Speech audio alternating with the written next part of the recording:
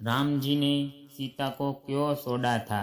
अग्नि परीक्षा के बाद राम ने प्रसन्न भाव से सीता को ग्रहण किया और उपस्थित समुदाय से कहा कि उन्होंने लोक निंदा के भय से सीता को ग्रहण नहीं किया था, किंतु अब अग्नि परीक्षा के गुजरने के बाद यह सिद्ध होता है कि सीता पवित्र है, तो अब किसी को इसमें संशय नहीं होना चाहिए। लेकिन इन अग्नि परीक्षा के बाद भी जन समुदाय में तरह तरह की बातें बनाई जाने लगी।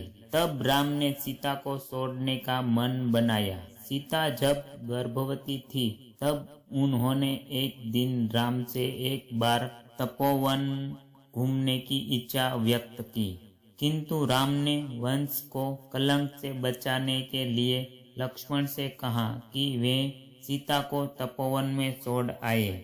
लक्ष्मण ने तपोवन में पहुंचकर अत्यंत अग्निमन से सीता से कहा, माते, मैं आपको अब यहाँ से वापस नहीं ले जा सकता, क्योंकि यह आज्ञा है। ऐसा कहकर लक्ष्मण ने सब कुछ कह सुनाया और लौट आए।